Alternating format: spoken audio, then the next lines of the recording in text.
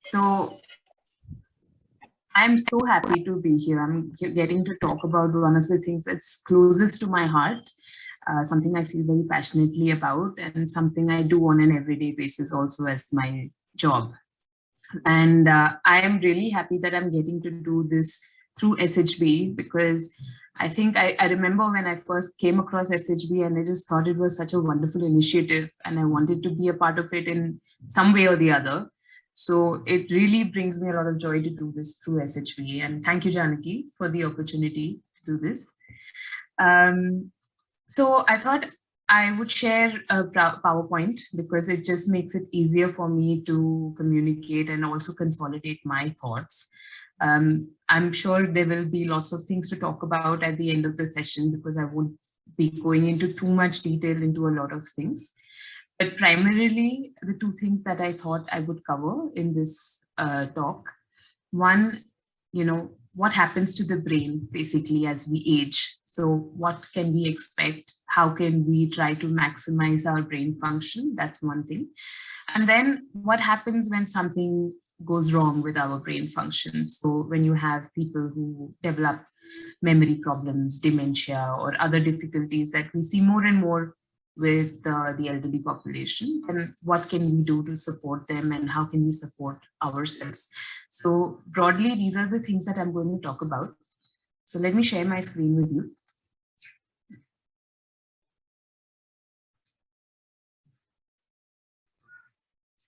So I hope you can see my screen.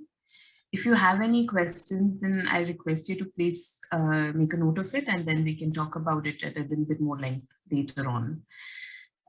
Okay, so I thought I would title this Aging Mindfully, because I think that, for us to be aware of how our brain functions, what affects those brain functions, that requires a certain degree of mindfulness. So before I start, I think Janaki's introduced me already, but I'm a clinical psychologist by profession, but I have chosen to specialize in brain-related difficulties. So that makes me a neuropsychologist. I am not an MBBS doctor, but I have done a PhD, which is why the doctor. I have done a master's in brain imaging and neuroscience. So after that, I did a PhD, which was from the University of Oxford, where I worked with patients who've had stroke, and I've tried techniques to rehabilitate them, etc. So that's primarily my background. And since then, since my PhD, I've come back to India, to Pune, and now I'm affiliated with multiple hospitals as a neuropsychologist. And part of my job is to actually screen people on cognitive tests like attention tests, memory tests, to understand whether what they're going through, is that a problem or it's not a problem. And if it is a problem, then what is it? Is it a dementia? Is it stroke? What type of dementia? So that forms a bulk of my work. And then another part is to help families understand what is happening to their loved ones, how to support them, see if we can do some rehabilitation and so on. So that's basically me in a nutshell right now. So before I start talking about, caregiving and things like that, I'm not going to make this very technical, but I think it's important to understand what the brain actually does for us. Because if we want to be aware of what the brain does for us, we really need to understand something about how it's built and what happens to it over our lifetime. So broadly, the brain has some functions. It's divided into certain lobes: the front, the side, the back, so on. Not getting into that. But what does it do? What does it do? There are parts of the brain that helps us make movements. So whether it's reaching out to something, picking something up, our walking, all of that can be coordinated by the brain. Our speech, what I'm saying right now, how it's coming out, what I want to say, all of that is coordinated by the brain. Apart from that, my ability to focus my attention as I'm talking to you. If somebody asks me a question, then being able to think about the answer and then also delivering it, planning what I should say first, what I should say next. So that kind of planning also the brain does. who I am as a person, my personality, my behavior. Am I a calm person by nature? Am I irritable? Am I anxious? What kind of mood do I have? I mean, do I feel low very often? Those kind of things also the brain regulates. So oftentimes when something goes wrong with the brain, we also see problems arising in these kind of areas. Another part of our brain is primarily functional for memory. So learning new things, remembering the things we learn, thinking about old memories and talking about those. And also language, understanding what is being asked of me, making sense of the words that is being spoken. That's also a part of brain functions. Another area of the brain is involved in sensations. So the feeling of pain, if somebody touches you, that sensation, temperature, then where am I in my environment? Am I sitting? Am I standing? Am I far from something? Am I close to something? How do I get from here to the kitchen? Or how do I navigate in my environment? And then actions. For example, if I was going to brush my teeth, there is a sequence, even though it's so automatic for most of us and we don't realize. Taking the toothpaste, putting it on the brush, making the movement, holding the brush in a certain way. So this coordination is also something, this knowledge is also something that the brain does and then coordinates. And then the last area that we generally talk about is primarily involving vision, seeing things and making sense of what we see. So how do we know that a cup is a cup? That shape, how do I hold it? Where is it? Is it on the table, etc.? Those kind of things. There is a part of the brain that does that. And then you have at the bottom what we call the cerebellum, which is involved in how you maintain your posture, your balance, coordination, and also other higher level functions like attention, memory, etc. Now, you might think that there are compartments of the brain that actually do specific functions because of the way I've written it. But to be honest, every little thing, whether it is our movement, whether it is our speech, many different areas of the brain actually have to come together, talk to one another to allow us to be able to do that action. So it doesn't mean that if one part of my brain is damaged, then that is only going to affect memory. No, everything else automatically gets affected, maybe to a lesser degree, because the brain areas talk to one another. Right? So it's important to understand it as an integrated whole, but there are also specific areas that do some things more and some things less. Okay. So having said that, what are some amazing things about the brain? Why is it so exciting for me to work in this area? And why is there any point to doing anything with the brain at all? A few points that I want to highlight. One, the brain has neuroplasticity. It is plastic. That means it can keep learning, it can keep growing, and you can control how it's growing based on what kind of experience and what kind of environment you are in. So, for example, when we are kids, infants, the brain basically from one cell, it multiplies into like millions and billions of cells. And how our brain differs from one another is also based on our environment. So when we start going to school, the requirements of our brain are to be able to learn new things, to be able to observe new things, to be able to remember some things, when we start learning our ABCDs and things like that. So as this happens, the brain basically says, okay, I need these neurons, I don't need these neurons. So it keeps kind of improvising, it keeps trying to improve our efficiency of being able to learn and grow. The more we give it experience, the more we ask some specific functions of it, the more it kind of caters to that function. And this ability is truly amazing because much through, our young adulthood, middle age, this plasticity is still retained into like our senior citizen kind of age group, like 70s, 80s also, the brain's capacity to learn is retained to some extent at least. It might not be as plastic as it was when we were younger, but the fact that the brain can continue changing it and experience and what exposure we give the brain still affects its ability to learn is tremendous. And that's why we actually can do therapy. We actually can work with elderly people also to improve their function to some extent. The other thing I want to tell about the brain is a concept called reserve or cognitive reserve, which is the more exposure and experience you have, For example, people who have started learning early, they like to read more, they travel a lot more. These are all different experiences and exposures that you have. And the more your brain absorbs from your environment, the better it performs. So it is important that therefore to keep engaged, to keep trying, to keep learning new things, because that's what the brain basically feeds on to help you stay fit and to perform what you have to perform. So from this, then it leads me to what happens when the brain is injured. You have people who go through head injuries or strokes. In a lot of conditions, the brain can actually try to recover its function. And the more reserve you have, the better its ability to recover.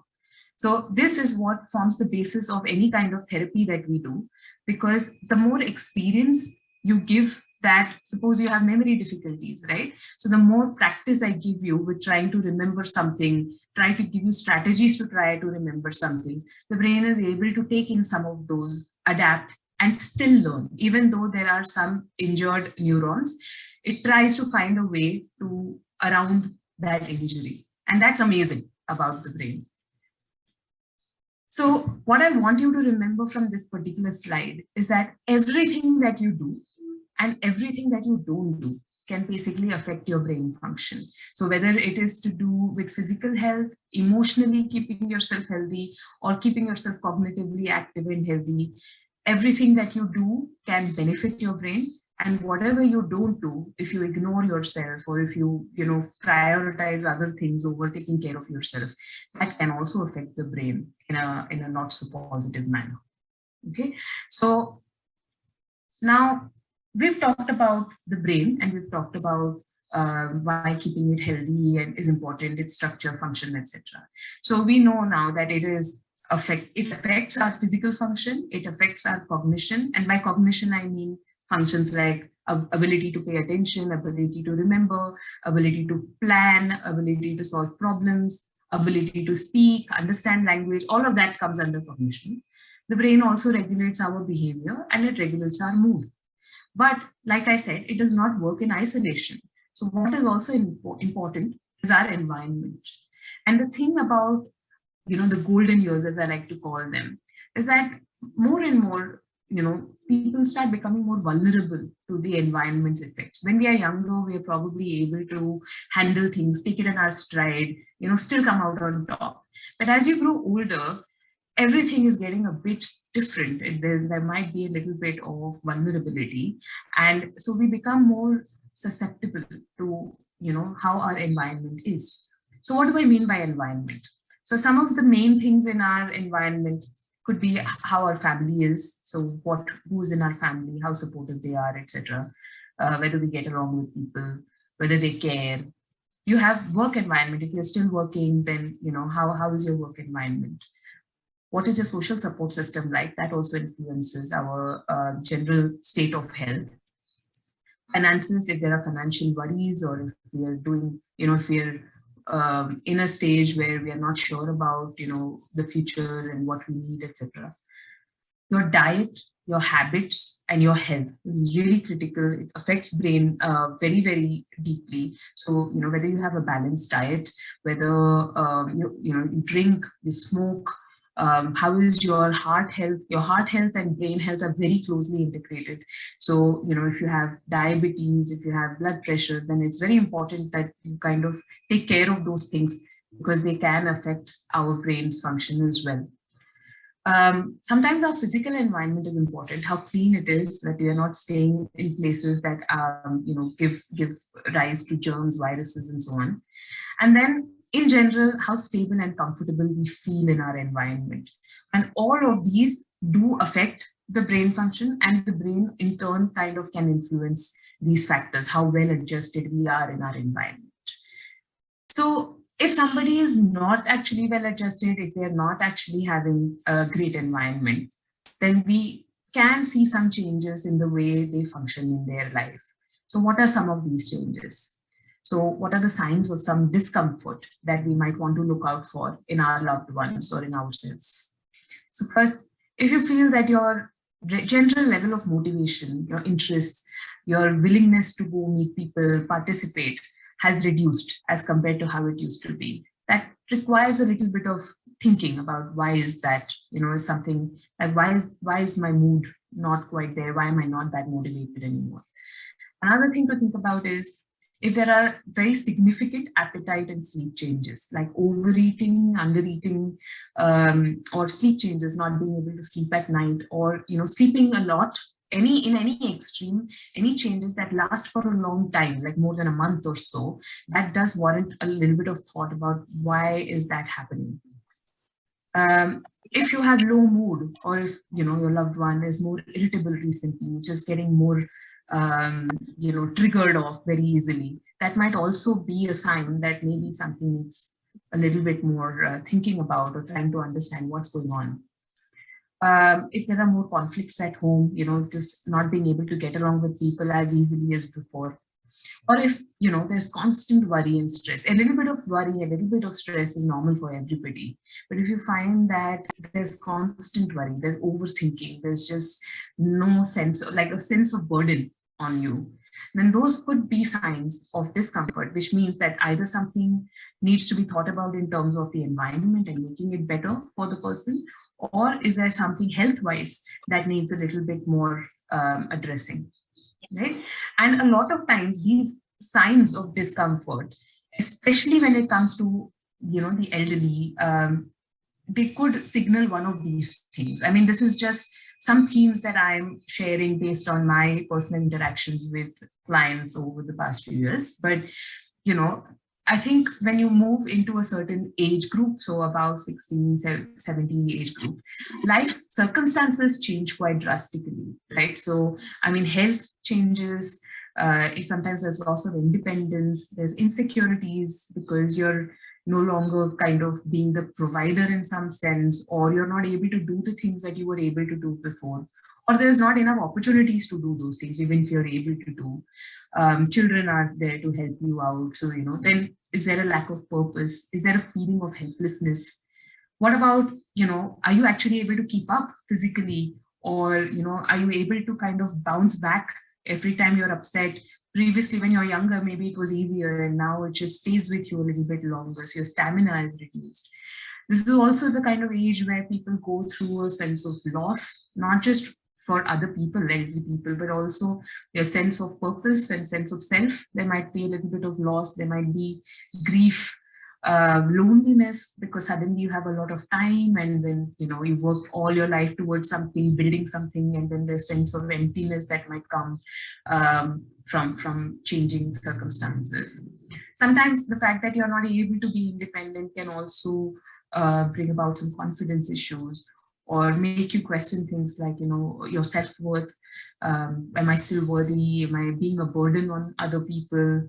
So, and then a lot of people I also sometimes have resentments about the past. Like, I wish I had studied a bit more, or I wish I didn't have to do this. I wish I could have taken a different job. I wish I could have done things differently. So now, because there's more time, sometimes there's also a little bit more space to think about things that, you didn't get to think about before.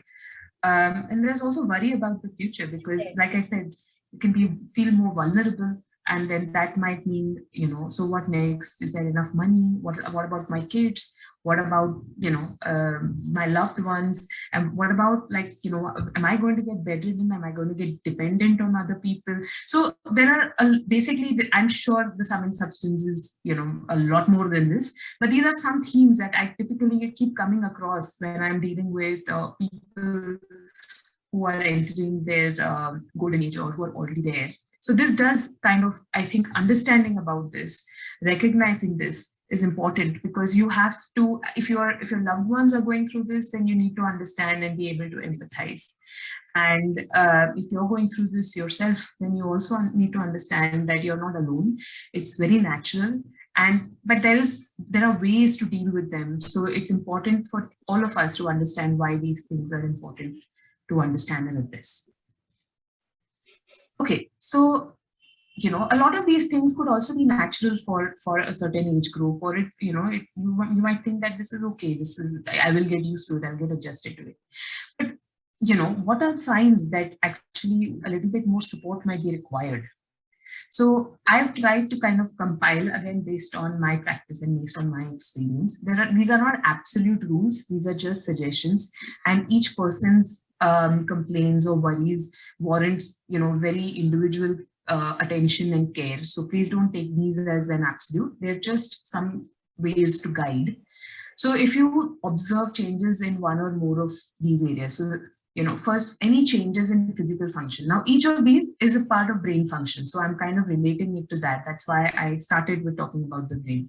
So if there's like difficulty with walking or movements, so balance related difficulties, if there are tremors that have come out of nowhere, if there's general unsteadiness, you feel worried that the person might fall, or is just not walking very carefully on the streets. And it's not just a one or two occasion kind of thing. If this is how it has become, then it might be useful to kind of see what's going on. Should we get it checked out? Or should we at least keep an eye on it? Slowness in movement happens with age, but then if it is so slow that you're not able to actually finish things on time, or you're not able to, do things like wear your buttons anymore.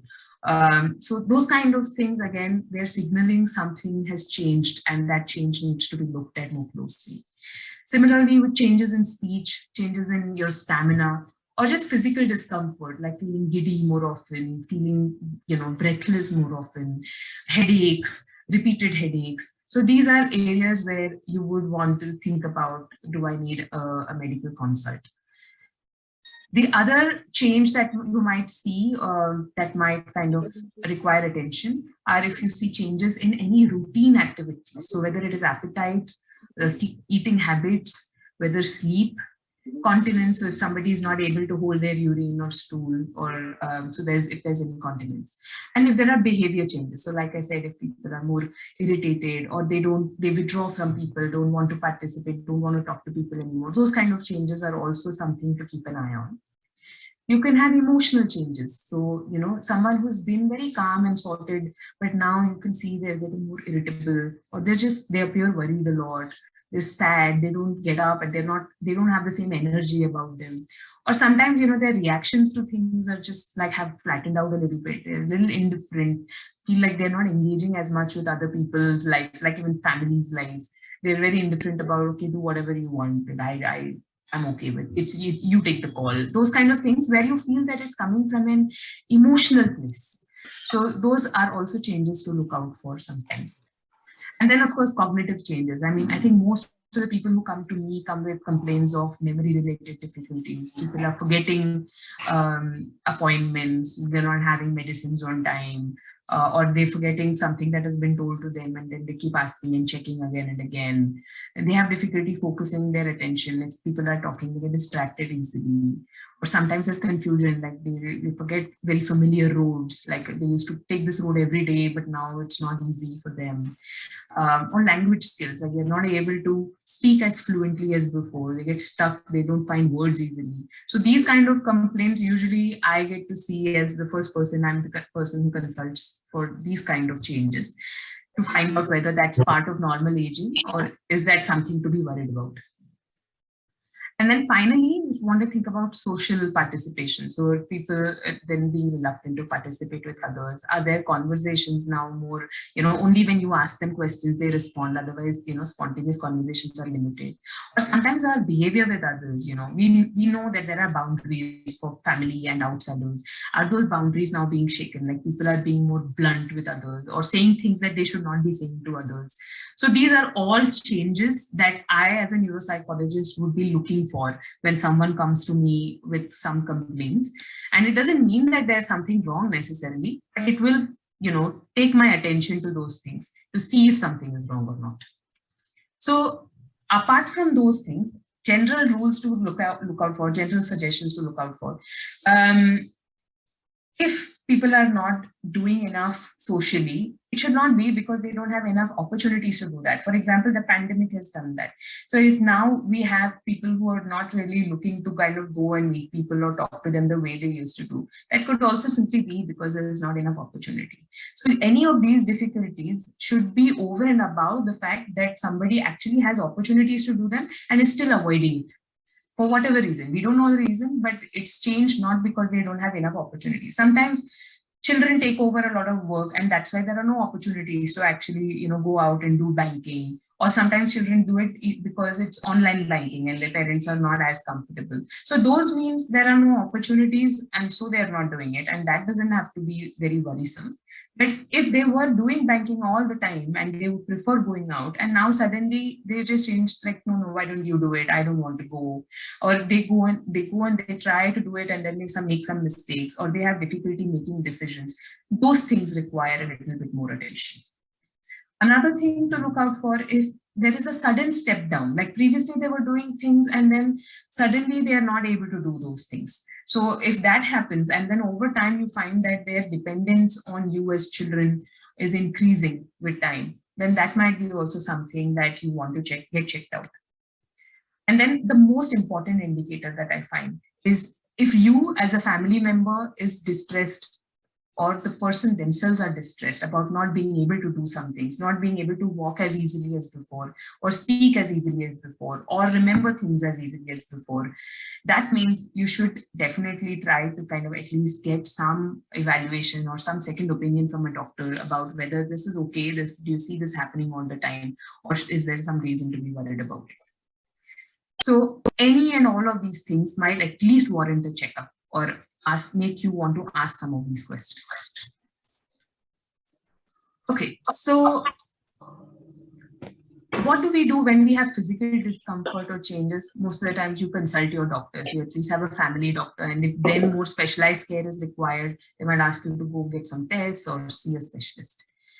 If you have mood changes, or if you have had, or if your loved one has had mood changes, or has had long-term behavior problems, then you might want to see a psychologist or psychiatrist to help them understand what is going on and help adjust. Sometimes medication might be required. Sometimes it's just counseling might also be helpful. And when you see cognitive changes, so difficulty remembering things or difficulty, speaking, things like that, or if you see very abrupt behavior changes, like people are behaving unnaturally for them, then you want to see a neuropsychologist. That means the person used to be something different and now they are clearly different, and it's not because they can help it. Something is changed. You get, as a family member, most of us have this gut feeling when something changes about our loved one. So then you can always come and consult a neuropsychologist. You might have, I find that more people know about, physical checkups and going to a psychologist, etc. But not so many people know about what a neuropsychologist does or when to approach a neuropsychologist. So I jotted down a few points just to tell you about that. So why is it important to see a neuropsychologist? Because what do they do? One, to understand if there really is a problem, or is, the kind of memory, forgetting, etc. is normal for that person. So we have tests that we do use, so to assess your memory, your attention, and we understand, we have a manual that tells us that for someone who is, say, 60 to 70 years of age, what is the expectation? So what is the range of scores that is actually expected for aging, and then what is actually a problem? So that makes it a very objective evaluation. So that also leads me to the fact that your observations, while they are very useful and they are the reason why you can actually do something about it, we live with people over the years, we have acquired experiences with them, and that means that our observations may also be biased. There is always a chance. Most people don't realize it, but you might also think that, dad used to do this at 30 and 40 and 50, he was doing this so easily, and now at 60, 70, there must be something wrong. Right? So it's useful, that observation, but also, when it comes to behavior, sometimes we are biased because, he was stubborn before, but now he's just become more stubborn. Like, he's just so inflexible. Now, that could be a bias because we are looking at the person through our eyes, and that eye has got years of experience kind of coloring our experience with them. Okay. If you actually go for an evaluation, then it can also reduce anxiety because you know whether there is something to worry about or not. And if there is something that requires medical care, then you get the guidance that you need in time. I think another good thing about doing a screening is because you can then track progression. So if you now do an evaluation because you're worried that there are changes in their memory performance, etc., but you don't really know whether it is becoming worse. You might subjectively feel again that, oh, it's getting worse. But if you repeat the test after some time, you actually know objectively that no, this is actually getting worse. The most important reason to get a neuropsychological screening done, especially when you have questions about the changes that we spoke about, is because the earlier you detect a problem, the more you can do about it. So especially things like memory, attention, these are hidden. You can't really see them like the way if you break your arm and then you can see that you can't use that. But changes in memory, etc., they're invisible kind of changes. So you have to go through a screening process to actually understand whether this is a problem.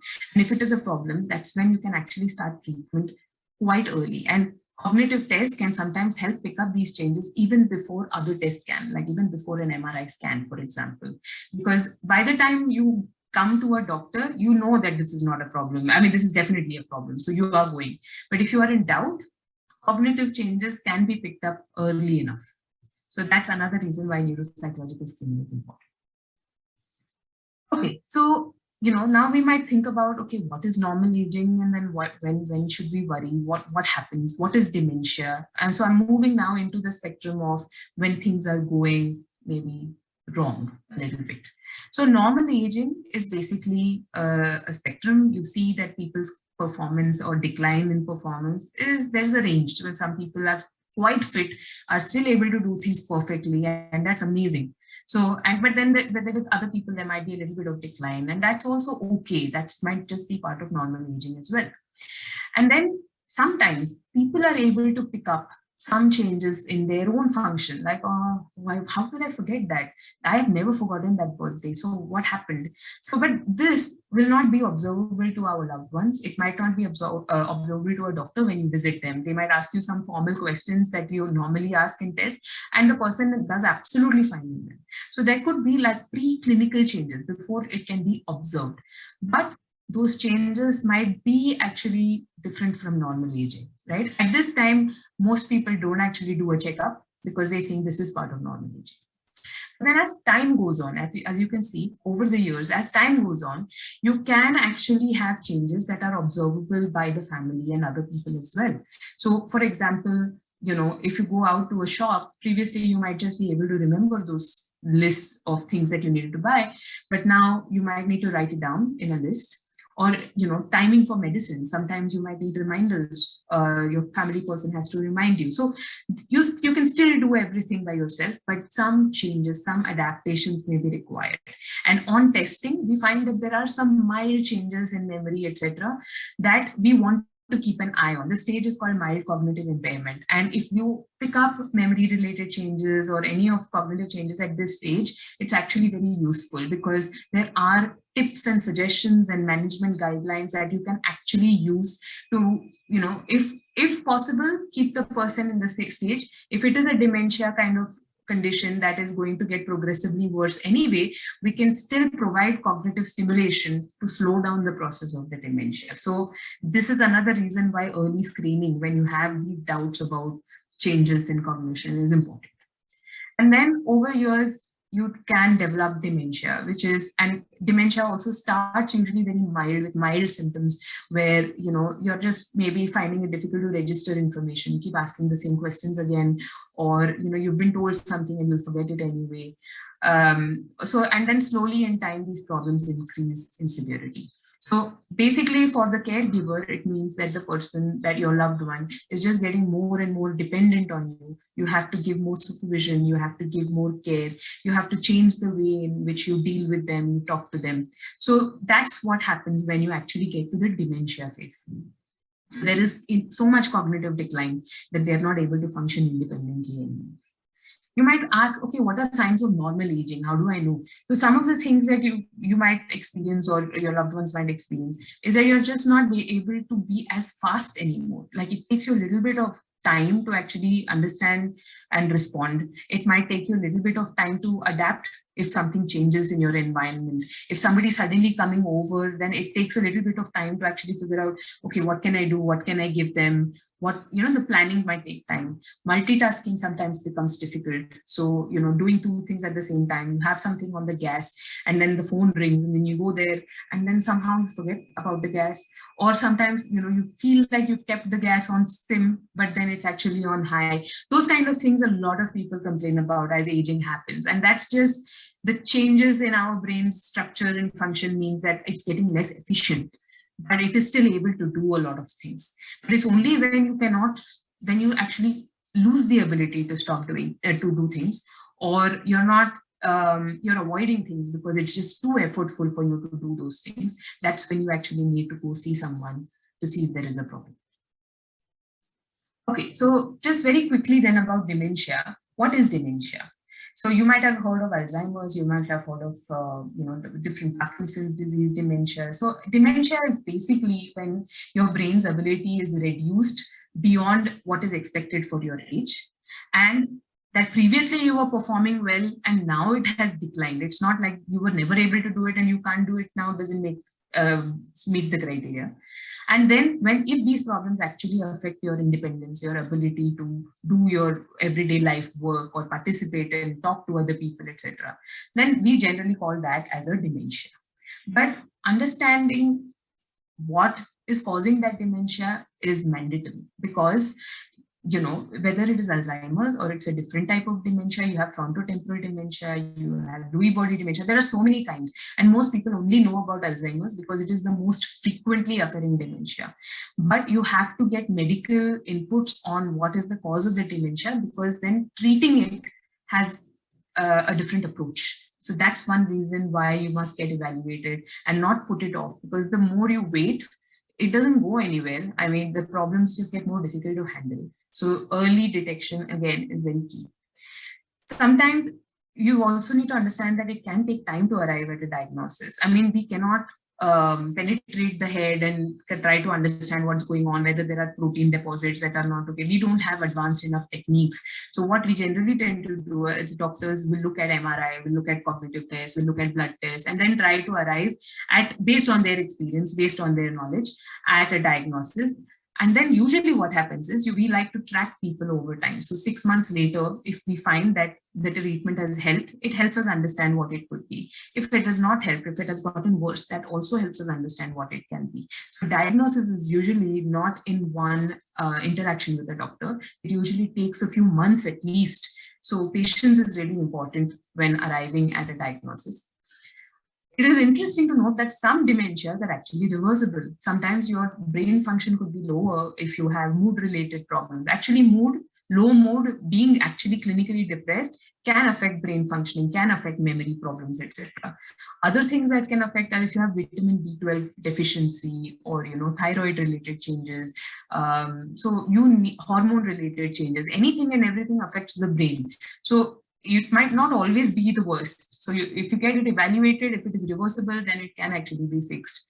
But if it is not reversible, if it is actually progressively getting worse, then as family members do need to get educated about what is this type of dementia, what to expect, how do I prepare for it. And the earlier you start in this process, the less stressful it is for the person as well as for the family member. So I can't emphasize how important it is to get a screening done for these reasons. I'm just going to also talk about stroke, because one of the things that happens in this population, the elderly, is also stroke. I come across quite a few cases of stroke. Stroke is basically also called, when we say paralysis. So blood supply to the brain, when it gets interrupted, we call it a stroke.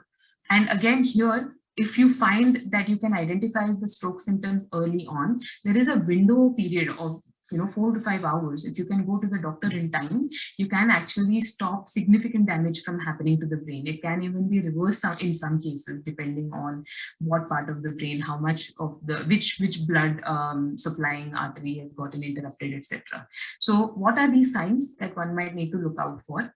There is an acronym called FAST. So if you see any face drooping, so one side of the face, usually it is paralysis, etc., happens on one side. So the side opposite to where the brain function is getting affected. One side of the face is drooping or numb. Or, when a person's trying to smile, but the smile is uneven, that could be a sign. Arm weakness. So if you feel that one side is feeling weak, you ask the person to lift their arms at the same time, and then one of them just drifts downwards, or they're not able to lift, that could be a sign. Speech-related difficulties, if you find that they're not able to get their words out, they're slurring, they can't repeat a simple sentence that you're saying, that could be a sign that this could be a brain stroke. So if you see any of these signs, then it could be a stroke, so you should call for help. You should take the person to a hospital for a checkup. Now, with stroke, sometimes the damage that happens after a stroke is actually not progressive. It doesn't get worse over time. So post-stroke therapy is actually really important. And you will find that a lot of times patients will be referred for, if they have paralysis, then they'll go for physiotherapy. If they have speech-related difficulties, they'll go for speech therapy.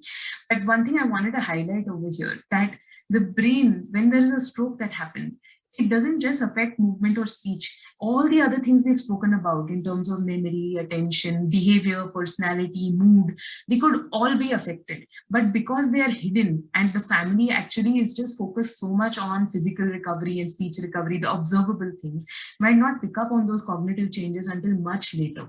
But it's important then to ask for a cognitive screening also immediately after the stroke, because it helps you also do therapy for cognition. Otherwise, sometimes I find a lot of times people come to you after like 2 years, 3 years of the stroke, when the physical problems are less, the speech is okay, but they're not now able to go back to work, or they're not able to do things, they don't socialize with others. And sometimes you can still work with patients like that, but also understand that the brain's plasticity that I said, we are losing precious time if we keep waiting after the stroke to be able to start the therapy for cognition as well. Okay. So now just the last 2 slides, 2 or 3 slides actually, about caregiving. So caring for yourself basically starts early. You don't have to wait for you to become like, retire and then start taking better care of your health.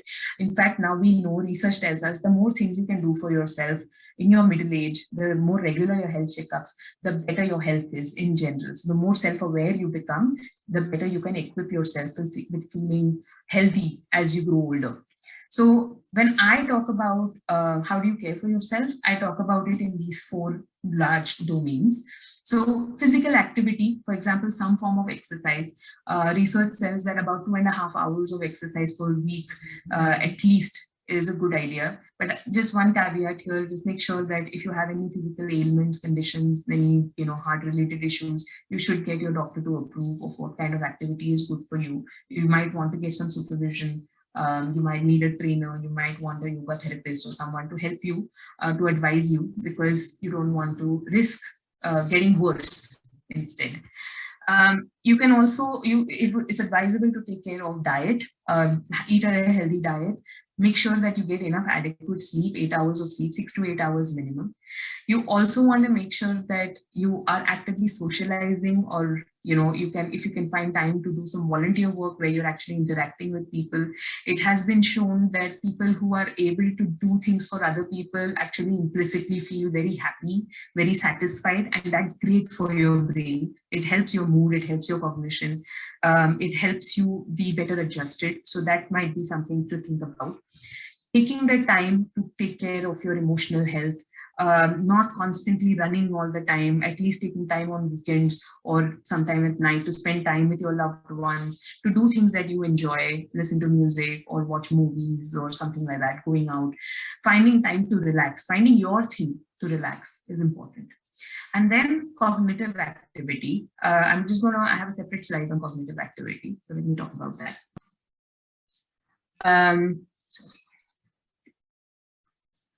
They say that 8 hours of cognitively stimulating activity is actually found to be helpful for your brain. So I would say at the minimum, 8 hours per week is fine, but it doesn't mean that you sit separately and do 8 hours worth of work. right? So if you're employed, then you're already stimulating your brain. If you're managing a household, then arranging for groceries, planning what you want to cook, somebody comes over, what do you need to do, managing finances, all of that is also cognitive activity. But apart from that, taking opportunities to do mental calculations. If you go to a shop, then not looking at your calculator or not just taking whatever is being given to you, right?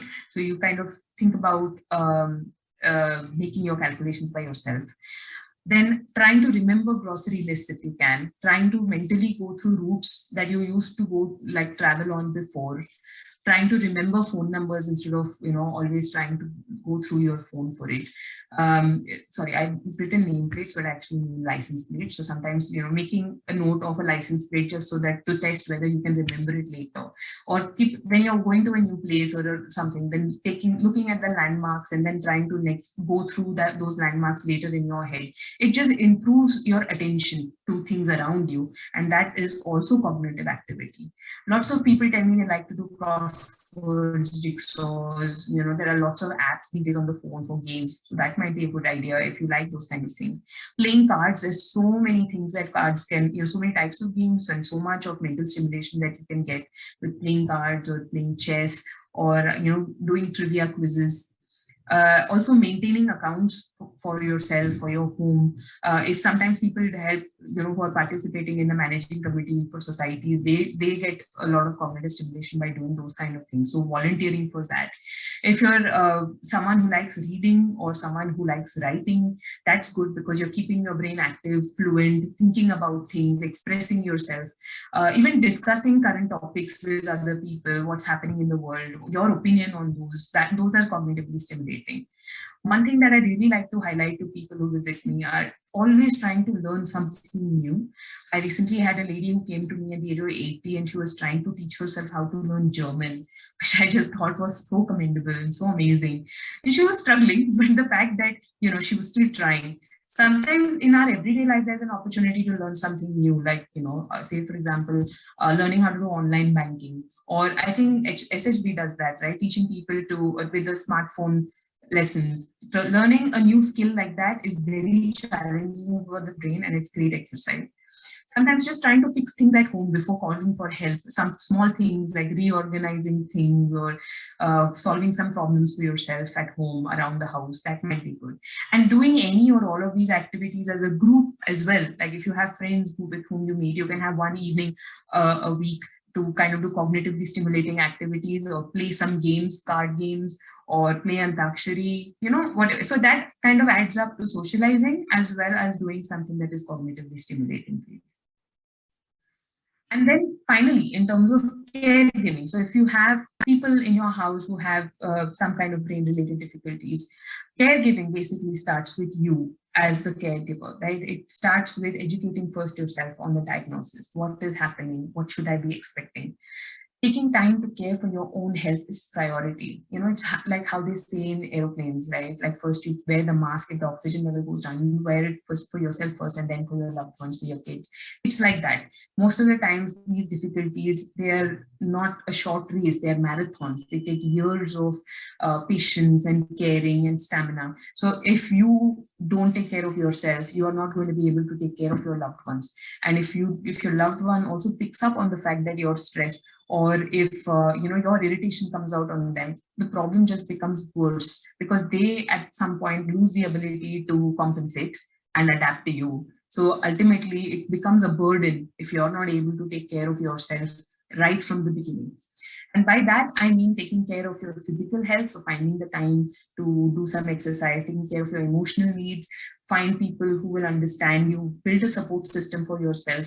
You have services like Listening Post, where you can talk to people about your emotional needs and find some support. And most importantly, feeling empathy for yourself, feeling that what I'm going through is difficult, it is okay, I am trying my best.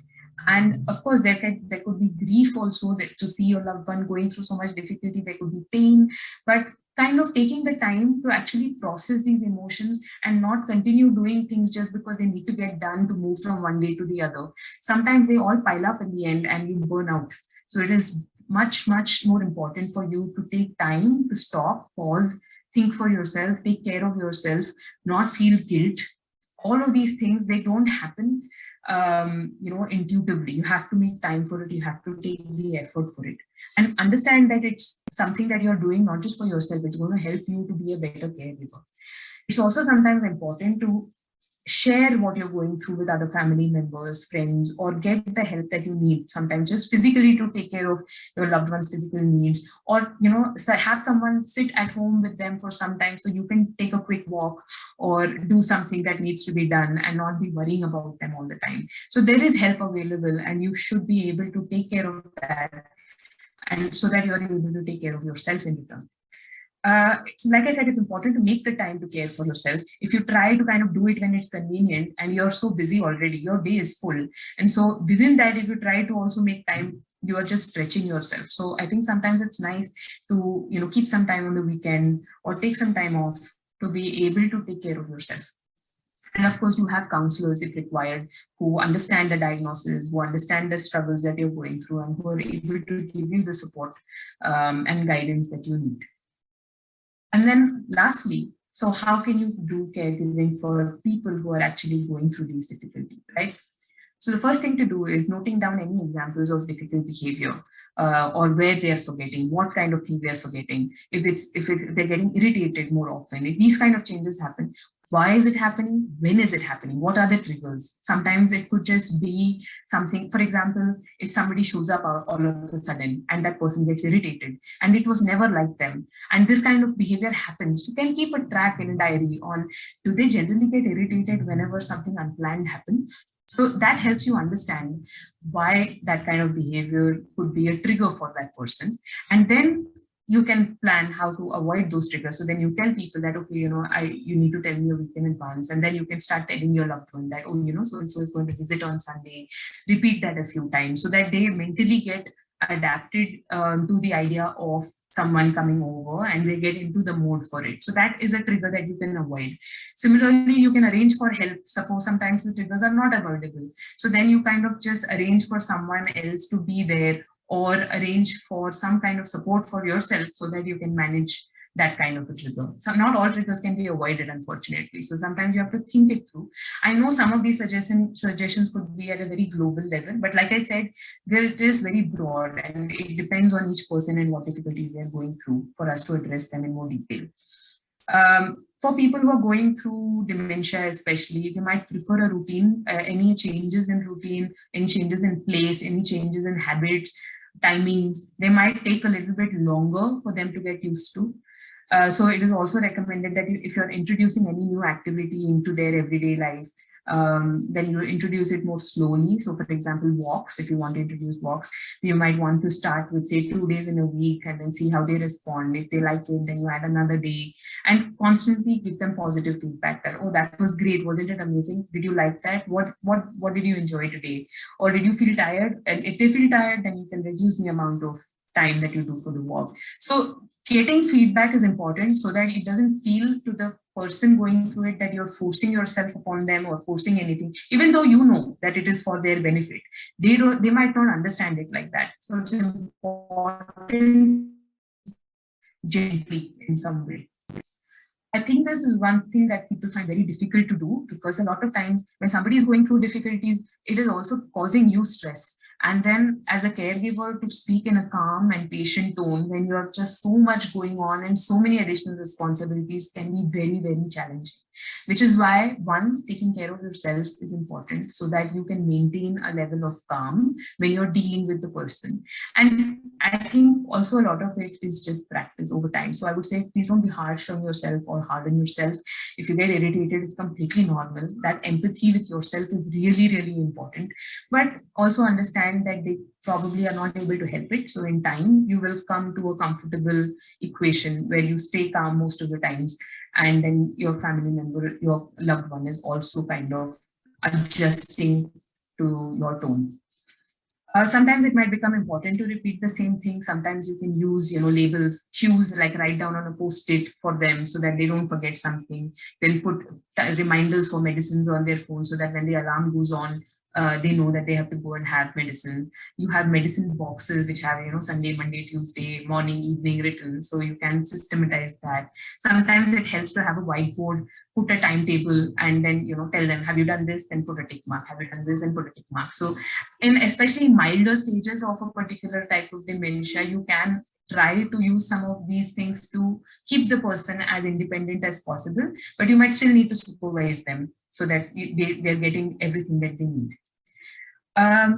I think I strongly recommend for people who are going through dementias or brain-related changes that it's always important to focus on the strengths. Yes, there are a lot of things that they're not able to do anymore, but there are also a lot of things that are strengths. For example, Alzheimer's patients, you might find that their memory is just deteriorating over time, but their social skills are quite fantastic until much later in their disease process. So you might still be able to enjoy talking to people, smiling, nodding, encouraging them. These might actually help their behavior. So as a family person, I'm sure you will be able to keep track of it, but you can also, after going and seeing a neuropsychologist, getting the evaluation done, they might be able to give you some ideas on how you can improve communication skills. For example, speaking more slowly, or speaking fewer things, or emphasizing it in a certain way, or giving the right kind of cognitive activities that will benefit this person at this point of time. That kind of guidance a neuropsychologist can give you.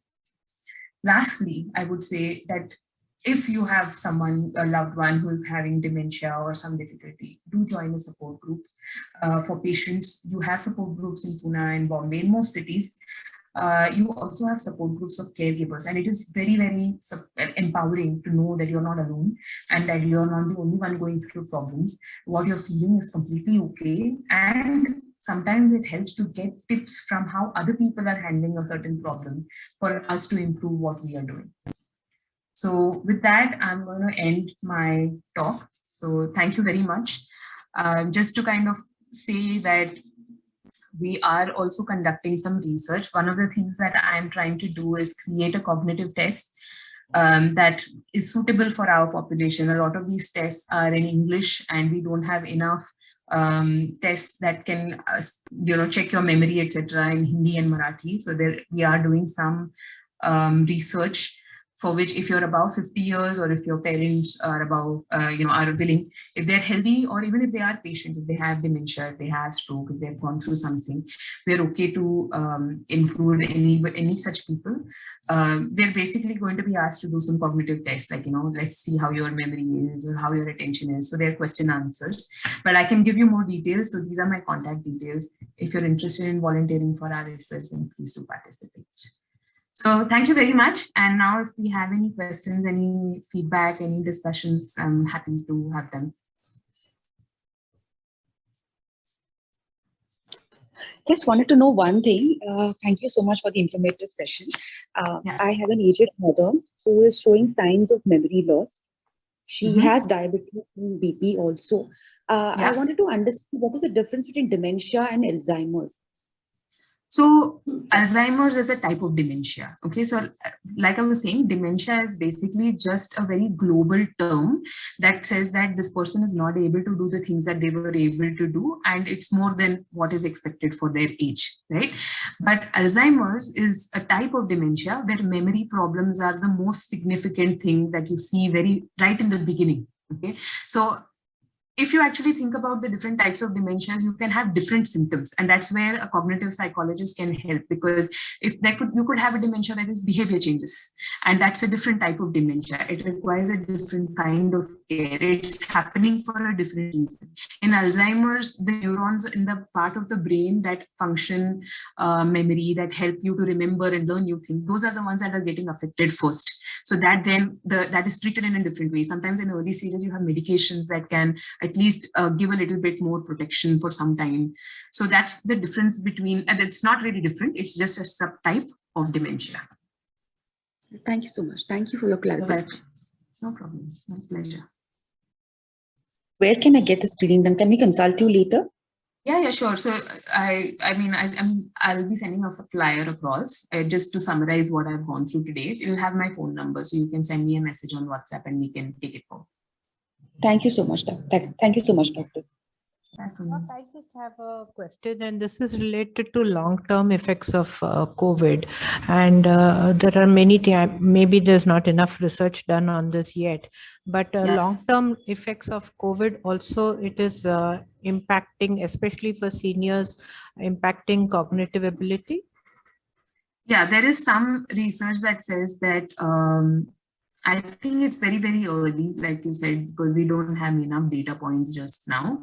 But cognition can be affected, exactly which domains and how much, etc. We still don't know. And there's also, I think, because with the social isolation, etc., a lot of the things that we spoke about in our environment have changed, which also then brings on mood-related changes and difficulties. And like I said earlier, even though it might be reversible, having very significant mood-related difficulties or changes can also affect brain function. So there might be both direct effects and indirect effects stemming from COVID and this COVID period.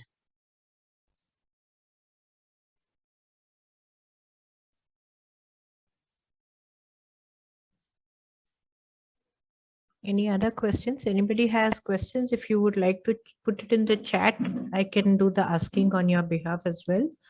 Please feel free. Dr. Charu? Yeah. Yeah, so is dementia hereditary? Is it possible?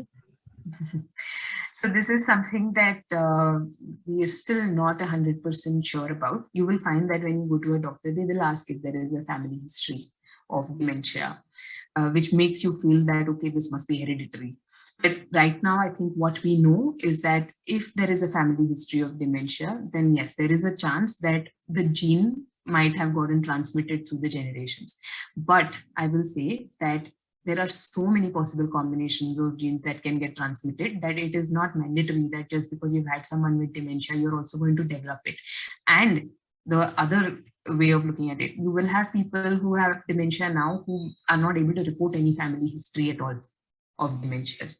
So that's why the correlation between dementia and its hereditary, it's not yet very clear to us. And so, but I do understand this question because a lot of times children who bring their parents also want to know, like, am I going to get dementia? There's anxiety about it. And I think at the time, the only thing that I can say that sounds not as reassuring as I would want it to sound is that you may or may not. And I think as long as you're able to start taking care of yourself and being mindful of these things for yourself, not because, all through psychology, we are taught one thing. You have the brain that you have. I mean, you're born with it. You can't change much about it. But what goes into that brain and what comes out of it is in your control, especially after childhood. I mean, in childhood, again, you have parents, other influences. But as time goes on, you get to choose your health, your thoughts, your, how you respond to things, etc. So if you choose stress, it increases the likelihood that if there was a genetic probability, it increases the likelihood that it will manifest. And if you choose to take better care of yourself, even if you have the probability, it might not manifest as early otherwise.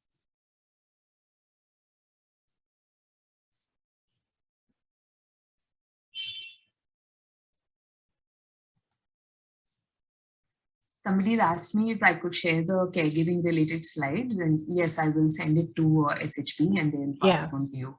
Yeah, we have all of your phone numbers and email IDs. So whoever's registered, yes, we will send it across to you along with her flyers and her phone number.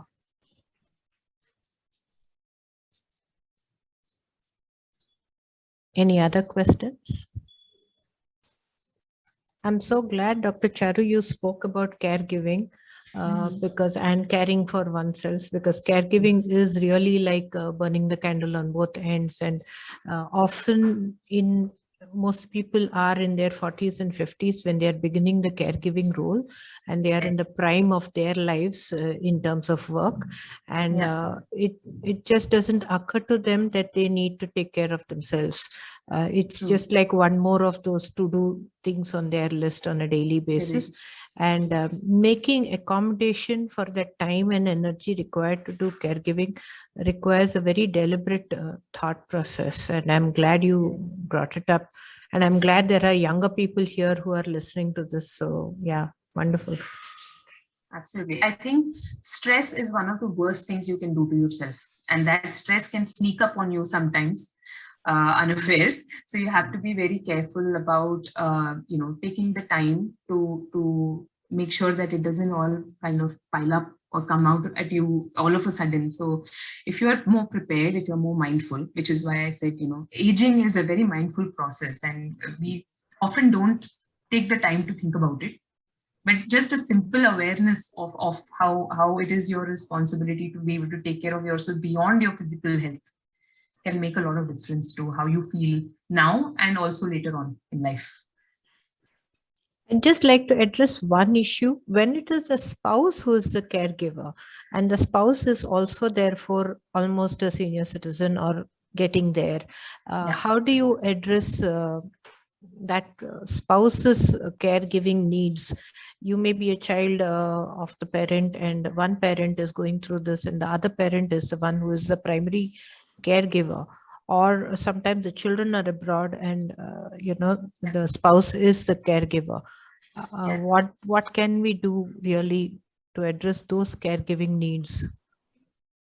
I think the first thing that I advise is basically equipping yourself with a real understanding of what the person is going through, because, and it's very easy for me to say it, but actually, understanding and then accepting they're the bulk of why there could be issues, right?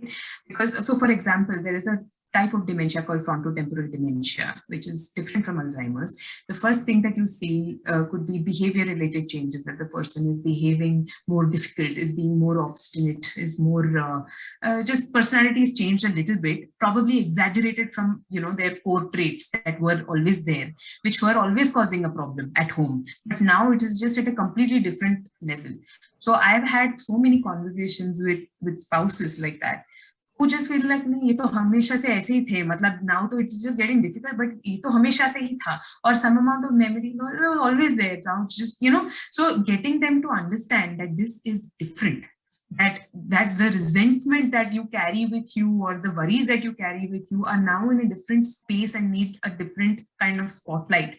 And that's where a counselor can really help, and it takes a lot of time for family members to, they might kind of intellectually understand it, but then emotionally still not be able to accept it. Every time there is a trigger and you get upset and you're like, he's been doing this all the time. So I think that process is the best and the most time consuming. But once it happens, you kind of calm down and you're able to get other people to understand what to expect as well.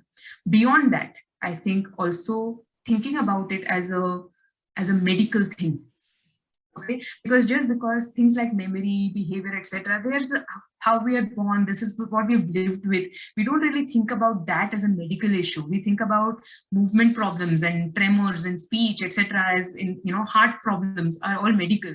But dementia is also a medical problem, and kind of trying to normalize it can have its own problems because people don't understand it as something different. So some of these things are how I try to address it. And then most important is to people with strategies. So if it is mindfulness, for example, yourself on that, or how do you kind of make their life easier while also taking care of yourself. So like I said, these are very specific examples. This is what I do when I evaluate the person. I understand what they can do, what they can't do.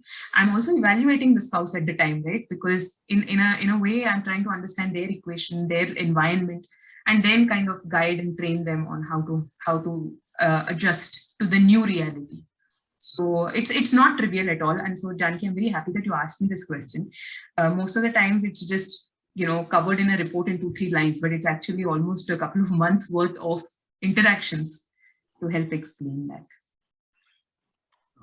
Good morning, Charu. Can you hear me? Good morning. Yes, I can. Hello.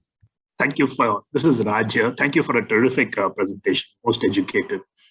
I've gone through a significant caregiving experience over the last few years with my mother, who's gone through problems like you mentioned. And I wanted to distinguish between two types of caregiving, especially for those early caregivers in this audience.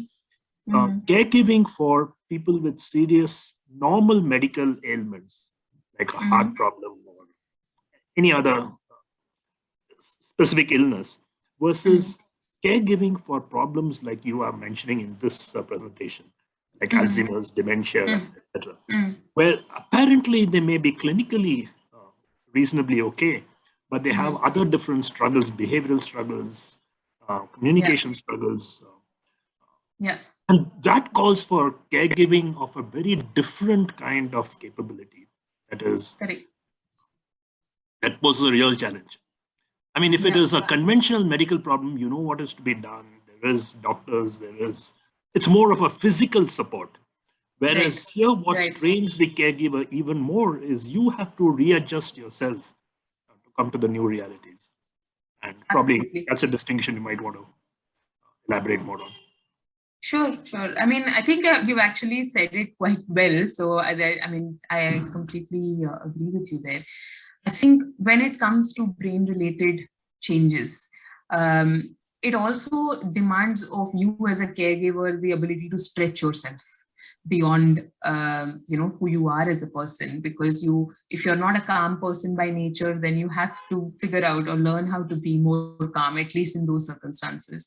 If you're someone who is very busy, then it also asks you to stretch your availability, your time, etc. So those kind of requirements can be a lot more intensive and a lot more sustained, because these kind of difficulties don't necessarily they're not always reversible. So it's, like I said, it's more like a marathon, and for you it changes you as a person, I think, if you've gone through a significant caregiving experience in some ways. Whereas if it is a physical ailment, then again, education is just as important, because you need to understand why you have to take more care of yourself and the other person. But then also it could be more about setting some rules or strategies in place, which can be self-sustained. It might not require as much of the caregiver in the sense of, making sure that you're there all the time, you're keeping a close eye on things, because if you don't keep a close eye, they might forget their medicines, or they might, something that could have a very significant effect on their health or on their behavior. So I think definitely the intensity of caregiving and, the longevity of caregiving, the emotional burden of caregiving that comes with taking care of your loved ones, seeing them go through those changes, being supportive to them, but then also kind of coming to terms with the disease process yourself. They're in a completely different range and realm. In terms what I was trying to distinguish is between, for example, my father, he had a serious heart problem for long, but the kind of support that he required was very different. It required more physical support. I mean, he was a very understanding person. He could understand what he was going through. He could understand the challenges that we were having in supporting him, etc. So the caregiving that required there was very different.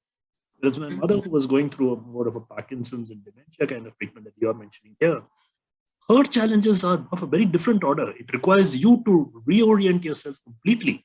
It's not just physical strain that you're going through, but complete morphing that you have to take of your own character as the elderly becomes almost a child.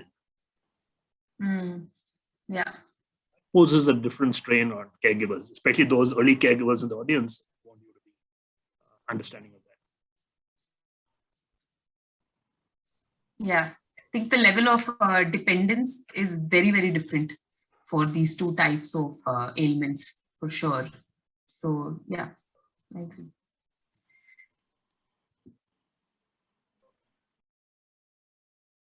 Any other questions? Anybody? There's one question that, sometimes people go through some kind of an emotional trauma, and then there's a trauma after effect, like a post-traumatic stress kind of thing. And then they suddenly begin to think, what's happening to me? Am I getting Alzheimer's? Things like that. Yeah. And people often confuse the two. How do you really differentiate? This is a question from the audience that somebody is putting. Yeah.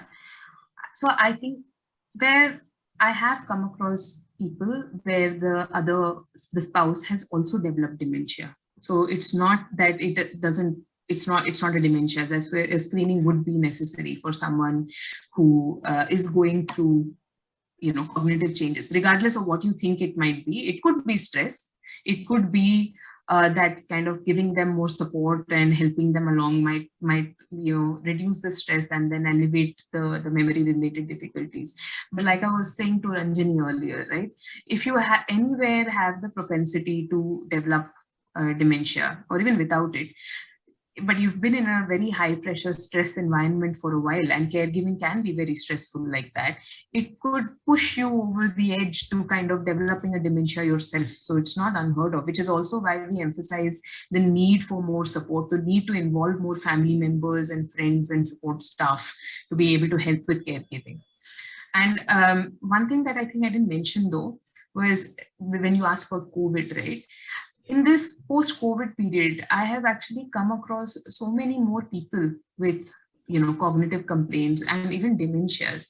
And sometimes after surgeries, like you have a surgery for your spine and somehow, there are more memory complaints coming after that. And they don't understand, like, why should, like, my father had a cataract surgery, or my mother had a spine related surgery, and there's cognitive issues. So I just want to reiterate that stress can come in many different forms, and your physical body might go through stress, and that also beyond a certain age, your brain is vulnerable to any and all influences. So whether it is social isolation, whether it is actually getting COVID, whether it is a surgery, whether it is stress, it all increases your brain's vulnerability. So it is important to be able to care for yourself and also to get screenings when you're in doubt for those kind of things.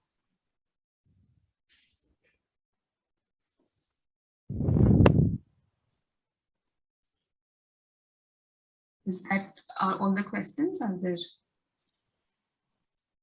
Anybody has any more questions? If there are any, also you can send to me later, perhaps Janki, and I'm happy to answer them later. If people send you questions later. There is one question: how to cope with generation gap in the chat box? I think that might be a question you can answer better, Janki. I think that will need a session by itself. Because yes, there are issues when especially when, say, like Dr. Charu said, put yourself first in terms of caregiving, and if it is the spouse caregiver, they really do not understand this put yourself first, because they are then the primary caregiver and they think their responsibility is to the spouse, and they really do not understand why they need to take care of themselves first before they can attend to the ailing spouse. So there are huge generation gaps even in these kind of thought processes, because taking care of yourself is seen as selfish in an older generation, but we realize why it needs to come first, so that you can take care of the other better. So these are perceptions that generations have had, and there are huge challenges when we need to look at that. But we can have probably a session completely on that, Gopalji. So uske liye alag sa hum session karenge. First of all, for today, Charu, thank you so much. I think you've seen the chat box. Everybody is thanking because I think it's a normally untouched topic. There is not much we know about this. Some of us have had experiences, and these are family experiences that we have gone through, and we have learned, and sometimes we have learned a bit too late also.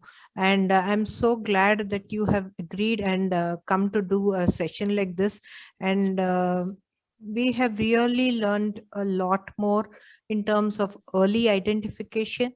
And if there is early identification, how we can make life easier both for us and for the person concerned, and make sure that the person lives a more dignified and a better quality of life till whenever life is there.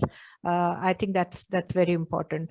So again, Charu, thanks to you and to all of you. Yes, we will send Charu's number and email and her presentation.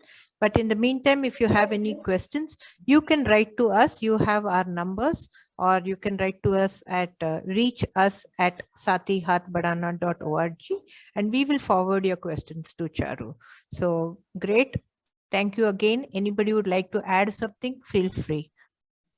Thank you, everyone. I know there was a lot for me to cover, and I did think about, am I going to kind of overwhelm with information? But I like I said, I do think that there's a lot of aspects that you have to understand to be able to appreciate caregiving also.